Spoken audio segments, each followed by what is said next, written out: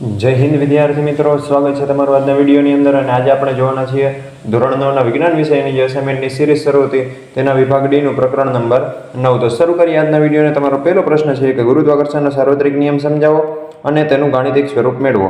તો એનો નિયમ કંઈક આ મુજબ છે કે વિશ્વનો પ્રત્યેક પદાર્થ બીજા પદાર્થને પોતાના તરફ આકર્ષે છે અને બે પદાર્થો વચ્ચેનું આ આકર્ષણ બળ એ તેમના દળના ગુણાકારના સમપ્રમાણમાં અને તેમની વચ્ચેના અંતરના વર્ગના વ્યસ્ત પ્રમાણમાં હોય છે. આ બળની દિશા બંને પદાર્થોને જોડતી રેખાની દિશામાં હોય અને અહીંયા એની કંઈક આકૃતિ તમને આપી છે. હવે ધારો કે બે પદાર્થો એ અને બીના દળ અનુક્રમે કેપિટલ એમ અને સ્મોલ એમ છે તથા આ પદાર્થોના કેન્દ્રોને જોડતી રેખા C1 C2 છે અને C1 C2 કેન્દ્રને જોડીએ એટલે કે પદાર્થો વચ્ચેનું અંતર દર્શાવે એટલે કે D છે, બરાબર. C1 × C2 બરાબર D એ બે પદાર્થો વચ્ચેનું અંતર છે. હવે ધારો કે બંને પદાર્થો વચ્ચે લાગતું આકર્ષણ બળ F છે જે આકૃતિમાં દર્શાવ્યા પ્રમાણે C1 C2 રેખાની દિશામાં છે. તો ન્યૂટનના ગુરુત્વાકર્ષણના સાર્વત્રિક નિયમ અનુસાર બે પદાર્થો વચ્ચે લાગતું આ બળ F એ તેમના દળના ગુણાકારના સમપ્રમાણમાં હોય છે એટલે કે F ચલે છે કેપિટલ M ગુણ્યા સ્મોલ m. આને આપણે પરિણામ નંબર 1 આપી દઈએ. અને આ બળ બંને પદાર્થો વચ્ચેના અંતરના જે વર્ગ છે એના વ્યસ્ત પ્રમાણ હોય એટલે કે F ચલે છે 1/d². એને આપણે પરિણામ નંબર 2 કહી દઈએ. તો સમીકરણ 1 અને 2 નો સમન્વય કરતા તમને F ચલે છે m ગુણ્યા m એટલે કે કેપિટલ M ગુણ્યા સ્મોલ m/d² જેટલું મળે. એને પરિણામ 3 કહી દીધું. અને આ જે ચલે છે એની નિશાની છે એ કાઢવા માટે આપણે એક અચળાંક મૂકવો પડે, બરાબર, જેને સમપ્રમાણતાનો અચળાંક કેપિટલ G કહીએ છીએ. તો F બરાબર capital G into capital M into small m/d². આને કહી દઈએ આપણે 4 નંબર, જેને ગુરુત્વાકર્ષણના જે કેપિટલ G છે એને સમપ્રમાણતાનો અચળાંક છે અને ગુરુત્વાકર્ષણનો એને સાર્વત્રિક અચળાંક કહે છે. સમીકરણ 4 એ ન્યૂટનના ગુરુત્વાકર્ષણના સાર્વત્રિક નિયમનું એક ગાણિતિક સ્વરૂપ છે. તમારો બીજો પ્રશ્ન, ગુરુત્વ પ્રવેગ એટલે શું? સ્મોલ g અને કેપિટલ G વચ્ચેનો સંબંધ દર્શાવતું વ્યાપક સૂત્ર મેળવો. તો પદાર્થ પર લાગતા પૃથ્વીના ગુરુત્વાકર્ષણ બળને લીધે પદાર્થમાં ઉદ્ભવતા પ્રવેગને ગુરુત્વ પ્રવેગ સ્મોલ g કહે છે. અને જો પૃથ્વીનું દળ કેપિટલ M અને એની ત્રિજ્યા કેપિટલ R હોય તો પૃથ્વીના કેન્દ્રથી સ્મોલ d, હવે d કેટલું હોય તો કે ગ્રેટર ધેન R જેટલું, એટલા અંતરે રહેલા સ્મોલ m દળના પદાર્થ પર લાગતું ગુરુત્વાકર્ષણ બળ તમને F બરાબર capital G into capital M/E into small m/d² જેટલું મળે. આપણે એને 1 નંબર કહી દઈએ.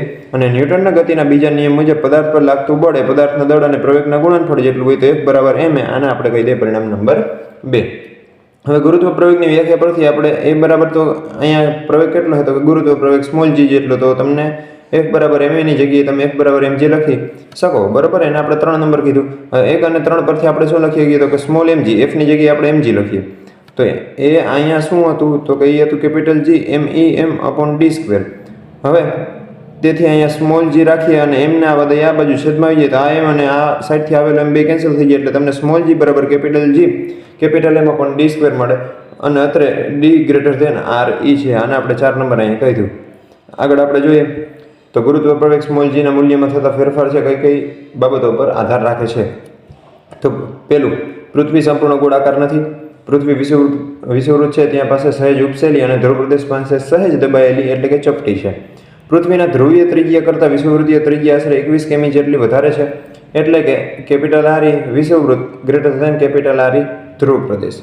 આથી વિષુવવૃત્ત છે એના પર સ્મોલ g નું મૂલ્ય ધ્રુવ પ્રદેશ પરના સ્મોલ g ના મૂલ્ય કરતાં સહેજ ઓછું હોય છે. બીજું, પૃથ્વીના ધરીભ્રમણ એટલે કે પરિભ્રમણના કારણે પણ પૃથ્વીની સપાટી પર સ્મોલ g નું જે મૂલ્ય છે વિષુવવૃત્ત પર સૌથી ઓછું અને ધ્રુવ પ્રદેશ પર સ્મોલ g નું મૂલ્ય સૌથી વધુ હોય છે. ગુરુત્વ પ્રવેગ સ્મોલ g ના મૂલ્ય પૃથ્વીની જે સપાટી છે એના પર મહત્તમ હોય એટલે કે gme/d² ઇઝ ઇક્વલ ટુ થાય small d greater than or equal to RE. એના ઉપરથી સ્પષ્ટ છે કે પૃથ્વીની સપાટીથી જેમ જેમ ઊંચે જઈએ તેમ તેમ સ્મોલ g ના મૂલ્યમાં શું થશે? ઘટાડો. હવે અહીંયા જે વાત થાય છે ચોથી કે પૃથ્વીની સપાટી પર ક્યાંક જમીન છે તો ક્યાંક પાણી છે. જમીન પ્રદેશમાં મેદાનો, પર્વતો અને ઊંડી ખીણોનો સમાવેશ થાય છે. વળી જમીન પરના ખડકોમાં પણ ભિન્નતાઓ જોવા મળે. જળ વિસ્તારોમાં નદી, તળાવ, સાગર, મહાસાગરનો સમાવેશ થાય અને પ્રત્યેકની ઊંડાઈમાં ભિન્નતા જોવા મળે. વળી પાણીની ઘનતામાં પણ સૂક્ષ્મ તફાવત છે જોવા મળે છે. પૃથ્વીના પોપડામાં જુદા જુદા સ્થળે અને ઊંડાઈએ રહેલા ખડકો, ખનિજોમાં પણ ભિન્નતાઓ રહેલી છે. આમ પૃથ્વીનો ગોળો પ્રત્યેક સ્થળે સરખી ઘનતા ધરાવતો ન હોવાથી પૃથ્વીની સપાટી પર પણ જે તે સ્થળે સ્મોલ g ના મૂલ્યમાં સૂક્ષ્મ તફાવત છે એ જોવા મળે છે. તો પૃથ્વી પરના જુદા જુદા સ્થળે સ્મોલ g ના મૂલ્ય વચ્ચેનો તફાવત બહુ જ ઓછો હોવાથી દરેક સ્થળે સ્મોલ g નું મૂલ્ય 9.8 મીટર × 10⁻² છે લેવામાં આવે છે. આગળ આપણે જોઈએ તો નિયમિત અચળ એટલે કે અચળ પ્રવેગી ગતિ છે એના સમીકરણો પરથી મુક્ત પતન કરતા પદાર્થની ગતિના સમીકરણ છે મેળવો. તો નિયમિત એટલે કે અચળ પ્રવેગી રેખીય ગતિના સમીકરણો કંઈક નીચે મુજબ છે. v is equal to u plus a t, બીજું સમીકરણ છે s બરાબર યુટી પ્લસ 1/2 એટી સ્ક્વેર, ત્રીજું છે 2as v square minus u square. હવે જે h ઊંચાઈ છે ત્યાંથી મુક્ત પતન કરતા પદાર્થની ગતિના સમીકરણો કંઈક નીચે મુજબ મળી શકે કે મુક્ત પતન કરતો પદાર્થ પ્રારંભમાં તો સ્થિર હોય એટલે કે u બરાબર હોય 0 અને તે પૃથ્વીના ગુરુત્વાકર્ષણ બળ હેઠળ એટલે કે નિયમિત અચળ પ્રવેગી ગતિ કરતો હશે. તેથી a બરાબર g અને કાપેલ અંતર s બરાબર h એટલે કે ઊંચાઈ જેટલું હોય તો તમને v બરાબર gt, h બરાબર 1/2 gt સ્ક્વેર અને 2gh બરાબર v સ્ક્વેર મળે. ત્યારબાદનો પાંચમો પ્રશ્ન, નિયમિત અચળ પ્રવેગી ગતિના સમીકરણો પરથી ઉર્ધ્વ દિશામાં ગતિ કરતા પદાર્થની જે ગતિના સમીકરણો છે મેળવો. તો નિયમિત અચળ ઝડપે પ્રવેગી જે રેખીય ગતિના સમીકરણો કંઈક નીચે મુજબ v બરાબર u પ્લસ એટી, s બરાબર ut પ્લસ 1/2 એટી સ્ક્વેર અને 2as બરાબર v square minus u square. હવે જ્યારે પદાર્થને છે જમીન પરથી ઉર્ધ્વ દિશામાં ફેંકવામાં આવે છે ત્યારે તે ગુરુત્વાકર્ષણ બળની વિરુદ્ધ દિશામાં ગતિ કરતો હોવાથી પદાર્થ પ્રતિ પ્રવેગી ગતિ કરે અને તેનું મૂલ્ય 9.8 મીટર ઇન્ટુ સેકન્ડ -2 જેટલું હોય, પરંતુ તેની દિશા છે ગુરુત્વ પ્રવેગની દિશા કરતાં વિરુદ્ધ હોય છે, તેથી તે ઋણ લેવામાં આવે અને આમ અહીં a ઇઝ ઇક્વલ ટુ થાય માઇનસ સ્મોલ g. આવા કિસ્સાની અંદર બાહ્ય બળ આપી અને પદાર્થને ઉર્ધ્વ દિશામાં મોકલવામાં આવતો હોવાથી પ્રારંભિક વેગ u છે એ શૂન્ય હોતો નથી એટલે કે u dash not equal to 0. તો મહત્તમ ઊંચાઈ પહોંચ્યા પછી તે ક્ષણ પર સ્થિર થતો હોવાથી તેનો અંતિમ વેગ v છે શૂન્ય હોય એટલે કે v બરાબર થઈ જશે 0. અહીં પદાર્થ ઉર્ધ્વ દિશામાં મહત્તમ અંતર એટલે કે s બરાબર h જેટલું અંતર કાપે, તેથી અત્રે s બરાબર h, a બરાબર માઇનસ g અને v બરાબર 0 આપણે મૂકીએ તો v માઇનસ gt બરાબર 0, તો તમને u બરાબર gt મળે, h બરાબર ut માઇનસ 1/2 gt સ્ક્વેર અને 2gh બરાબર u સ્ક્વેર મળે. ત્યારબાદ આપણે જોઈએ તો આર્કિમિડીઝનો સિદ્ધાંત આપો અને તેના ઉપયોગ જણાવો. તો સિદ્ધાંત કંઈક આ મુજબ છે કે જ્યારે કોઈ પદાર્થને તરલમાં આંશિક કે સંપૂર્ણપણે ડૂબાડવામાં આવે ત્યારે તે ઉર્ધ્વ દિશામાં બળનો અનુભવ કરે છે અને તે બળ પદાર્થ દ્વારા જે ખસેડાયેલ જે છે પાણી અથવા તો જે તે તરલ પદાર્થ છે એ ખસેડાયેલા તરલના વજન બરાબર હોય છે. અથવા તો બીજું આપણે શું કહી શકીએ કે જ્યારે કોઈ પદાર્થને તરલની અંદર આંશિક કે સંપૂર્ણ ડૂબાડવામાં આવે ત્યારે તેના પર લાગતું તરલનું ઉત્પ્લાવક બળ, અહીંયા ઉલ્લાવક છે મિસ્ટેક છે બરાબર, ઉત્પ્લાવક બળ છે તેણે વિસ્થાપિત કરેલા તરલના વજન જેટલું હોય છે. અને એના ઉપયોગો જહાજ અને સબમરીનની રચના કરવામાં તેમજ ડિઝાઇનમાં, બીજું દૂધના નમૂનાની શુદ્ધતા માપવા માટેના લેક્ટોમીટરમાં, ત્રીજું પ્રવાહીની ઘનતા શોધવા માટેના હાઇડ્રોમીટરમાં. હવે આર્કિમિડીઝના સિદ્ધાંતની મદદથી ઘન કે પ્રવાહીની વિશિષ્ટ ઘનતા, અનિયમિત આકારના પદાર્થનું કદ, પદાર્થના દ્રવ્યમાં રહેલી ભેળસેળ, મિશ્ર ધાતુના ઘટક દ્રવ્યોનું પ્રમાણ વગેરે જાણી શકાય છે. ત્યારબાદ જોઈએ સાતમો પ્રશ્ન છે કે ધાન્વી તેના મિત્રની સૂચના અનુસાર પૃથ્વીના ધ્રુવ પ્રદેશ પર થોડા ગ્રામ સોનું ખરીદે. જ્યારે ધાન્વી તેના મિત્રને વિષુવવૃત્ત પર મળે છે ત્યારે તેને તે સોનું આપી દે, તો શું તેનો મિત્ર ખરીદેલ સોનાના વજનથી સંતુષ્ટ હશે? જો ના તો કેમ? તો ધાન્વીનો જે મિત્ર છે એ ખરીદાયેલા સોનાના વજનથી સંતુષ્ટ થશે નહીં. શું કામ? તો કે ધ્રુવ પ્રદેશ આગળ પૃથ્વીની ત્રિજ્યા વિષુવવૃત્ત પાસેની ત્રિજ્યા કરતાં લગભગ 21 કિલોમીટર જેટલી ઓછી છે, તેથી પૃથ્વીના ગુરુત્વ પ્રવેગ જીનું મૂલ્ય ધ્રુવ પ્રદેશ પાસે વિષુવવૃત્ત કરતાં વધુ હોય, તો તેથી ધ્રુવ પર સોનાનું વજન એ વિષુવવૃત્ત પરના સોનાના વજન કરતાં વધુ હશે. બીજો પ્રશ્ન છે કે એક પદાર્થનું દળ 10 ગ્રામ છે, તે પદાર્થનું પૃથ્વી પર અને ચંદ્ર પર વજન કેટલું થાય? તો વજનનું સૂત્ર છે દળ ગુણ્યા ગુરુત્વાકર્ષણ બળ જેટલું, એટલે કે જે ગુરુત્વાકર્ષણ પ્રવેગ લાગે એના જેટલું. તો અહીંયા પદાર્થનું દળ m બરાબર 10 ગ્રામ આપ્યું, તો આપણે પહેલાં તો એનું પદાર્થનું પૃથ્વી પર વજન ગોતીએ. તો વજન w બરાબર દળ m ગુણ્યા ગુરુત્વાકર્ષણ પ્રવેગ સ્મોલ g. દળ છે અહીંયા 10 ગ્રામ અને g આપણે લઈએ 9.8 મીટર ઇન્ટુ સેકન્ડ -2. હવે જે આ ગ્રામ છે એને કિલોગ્રામમાં આપણે ફેરવીએ તો એ થઈ જાય 0.01 કિલોગ્રામ, કારણ કે આપણે અને 1000 વડે ભાંગવા પડે, ગ્રામમાંથી કિલોગ્રામમાં ફેરવીએ એટલે એ 0.01 કિલોગ્રામ થાય. અને એને ગુણ્યા 9.8 મીટર ઇન્ટુ સેકન્ડ -2 છે તો તમને વજન પૃથ્વી ઉપર પદાર્થનું કેટલું મળે? 0.098 ન્યૂટન જેટલું. હવે ચંદ્ર ઉપર વજન સાવ સહેલું છે, જેટલું પૃથ્વી ઉપર વજન હોય એને ભાંગ્યા 6, કારણ કે અહીંયા છઠ્ઠા ભાગનું વજન થઈ જાય. તો પદાર્થનું ચંદ્ર પર વજન છે બરાબર, એના બરાબર થાય પદાર્થનું પૃથ્વી પર વજન ભાંગ્યા 6, તો 0.098 ન્યૂટન ભાંગ્યા 6 તમે કરો એટલે તમને મળશે 0.01633 ન્યૂટન. આપણે આગળ વધીએ. બે પદાર્થો વચ્ચે લાગતું ગુરુત્વાકર્ષણ બળ કેટલું થશે?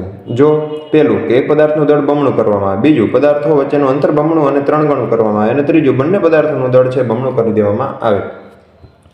તો m અને સ્મોલ m દળવાળા બે પદાર્થોના કેન્દ્ર વચ્ચેનું અંતર d છે, તો તેમની વચ્ચે પ્રવર્તતું ગુરુત્વાકર્ષણ બળ F બરાબર capital G into capital M into small m upon d square જેટલું હોય. એને આપણે પરિણામ નંબર 1 કહી દઈએ. હવે પહેલું સ્થિતિ આપણે એ કીધી કે જો એક પદાર્થનું દળ બમણું કરી દેવામાં આવે તો એક પદાર્થનું એટલે કે આ ગમે એક પદાર્થને આપણે 2m કરી નાખીએ તો F ડેશ બરાબર G into 2m into m upon d square તો બરાબર શું થાય, બગડો આવી જાય બારે, તો 2 ગુણ્યા capital G into capital M into small m upon d square, અને આના બરાબર તો f થાય એટલે કે આપણે 2f લખી શકીએ. એટલે કે બળ કેટલું થઈ જશે, અહીંયા બમણું થઈ જાય. હવે બીજી સ્થિતિમાં વાત કરીએ, એમાં પાછી 2 સ્થિતિ કે 2 પદાર્થો વચ્ચેનું અંતર બમણું કરવામાં આવે તો શું થાય. અંતર એટલે કે 2d આપણે કરી નાખીએ, તો d સ્ક્વેર છે તો એ 2d નો સ્ક્વેર થઈ જાય, બરાબર. 2 નો વર્ગ 4 એટલે 1/4 આગળ આવી જાય, G અપોન d સ્ક્વેર તો 1/4f જેટલું, એટલે બળ છે એ ચોથા ભાગનો થઈ જશે. અને જ્યારે 2 પદાર્થો વચ્ચેનું અંતર આપણે 3 ગણું કરી દઈએ, બરાબર, તો નીચે આવી જાય 3d નો સ્ક્વેર. 3 એટલે કે એનો આપણે વર્ગ કરીએ તો 9 થાય, એટલે કે એ બળ છે એ કેટલું થઈ જાય, 9મા ભાગનું થઈ જાય. ત્યારબાદ ત્રીજી જે સ્થિતિ છે કે જ્યારે પદાર્થોનું દળ છે બમણું કરવામાં આવે, પણ કેવા બે પદાર્થોનું આપણે બમણું કરી દઈએ તો આગળ અહીંયા 2 આવી જશે, અહીંયા 2 એટલે ટોટલ 4 આવી જાય.